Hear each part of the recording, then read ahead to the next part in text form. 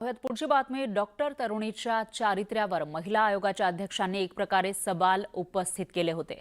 चाकणकरांनी केलेल्या दाव्यावरून आता नव्या वादाची ठिणगी पडली आहे। फलटणमधील डॉक्टर तरुणीने आत्महत्येपूर्वी आपल्या तळ हातावर आत्महत्येचं कारण लिहून ठेवलं होतं। पीएसआय गोपाळ बदनेनं 4 वेळा बलात्कार केल्याचं त्यामध्ये उल्लेख आहे। तर प्रशांत बनकरनं मानसिक छळ केल्याचं तरुणीच्या हातावरील मजकुरात आढळून आलंय।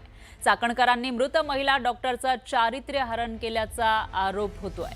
तर चाकणकरांनी केलेल्या दाव्यानंतर सुषमा अंधारेंनी महिला आयोगाच्या भूमिकेवर सवाल उपस्थित केले। पोलिसांनी सीडीआर काढलेले आहेत। या सीडीआरच्या अनुषंगाने यामध्ये ज्यांची नावं सुसाईड नोटमध्ये दिली ते याच्यामध्ये गोपाळ बदने असेल, प्रशांत बनकर असेल। जानेवारी ते मार्च महिन्यापर्यंत गोपाळ बदने यांच्याबरोबर कम्युनिकेशन आहे। त्याच्यानंतर संबंधितांचं त्यांच्याबरोबर कोणतंही कम्युनिकेशन नाही। त्यानंतर प्रशांत बनकर यांच्याबरोबर कम्युनिकेशन आहे। ती किती मुलांसोबत चॅट करत होती हे चॅट सांगताय।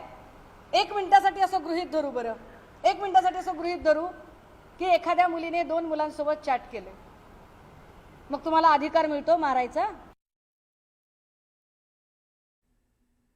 दरम्यान महिला डॉक्टरचा प्रशांत बनकरशी वाद झाल्याचा दावा चाकणकरांनी केला होता। पाहूया। प्रशांत बनकर याचा मोबाईल बंद होता आणि त्या अनुषंगाने हा वाद झालेला आहे। आणि मी आत्महत्या करेन अशा स्वरूपाचा सुद्धा त्यांनी प्रशांत बनकरला फोटो पाठवून वगैरे रिप्लाय केलेला आहे। त्यावेळेस प्रशांत बनकर की यापूर्वी आपण खूप वेळा धमकी देण्याचा प्रयत्न मॅडम केलेला आहे, अशा पद्धतीचं त्या दोघांमधला डायलॉग आहे। त्यांनी ज्या पद्धतीने सुसाईड नोटमध्ये दिले की 4 वेळा बलात्कार करण्याचा प्रयत्न केला, तर त्यामध्ये लोकेशन त्यांचं एकत्रित कुठं आहे का, त्या लोकेशन डिटेक्ट केलं जाईल। त्याचबरोबर बदनेकडून सुद्धा पोलीस त्या पद्धतीची माहिती घेतात। या मुलीच्या कॅरेक्टर बद्दल का बोललं गेलं? पहिली गोष्ट, तुम्ही तिचं मेल्यानंतरचं कॅरेक्टर असोसिएशन करताय। मुळात जिथे तपास यंत्रणेवरच माझा आक्षेप आहे, मुळात जिथे पोलीस यंत्रणा संशयाच्या घेऱ्यात आहे, जी पोलीस यंत्रणा संशयाच्या घेऱ्यात आहे, ज्या पोलीस यंत्रणेवरच अनेक प्रश्नचिन्ह उपस्थित झालेले आहेत, त्या पोलीस यंत्रणेने तयार केलेले पुरावे, त्या पोलीस यंत्रणेने समोर आणलेला व्हॉट्सअप चॅट आम्ही किती व्हॅलिड मानायचा बरं?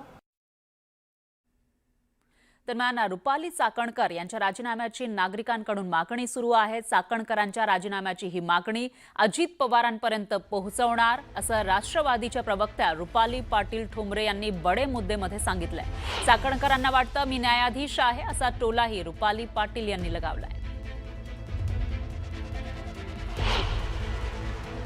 त्यांचं काम होतं की जो काही तपास आहे त्यांनी वेगळी त्यांची प्रेस घेण्याचं काम होतं आणि तपास चालू आहे, तपासातला काय अपडेट आहे हे पोलिसांनी, पुन्हा सांगते, एसपी, अधीक्षक, त्याच्यानंतर तपास अधिकारी यांनी प्रेसला बसले असते आणि त्याच्या शेजारी जर नुसतं आयोग बसले असता तर मी अग्री केलं असतं। पुण्यामध्ये आयोगाचं कामच नाहीये की कुणी कुणाला SMS केलाय, तिचं कॅरेक्टर काय आहे, तिचं काय आहे। मी म्हणते तिचं जो काही तिच्यावर वेळ आलीये, आयोगाचं काम आहे त्या महिलेला धीर देणं, समुपदेश करणं। न्याय द्यायला कोर्ट बसलेला आहे, कोर्टामधले न्यायाधीश आहेत, ते ठरवतील की ती आत्महत्या होती का नव्हती।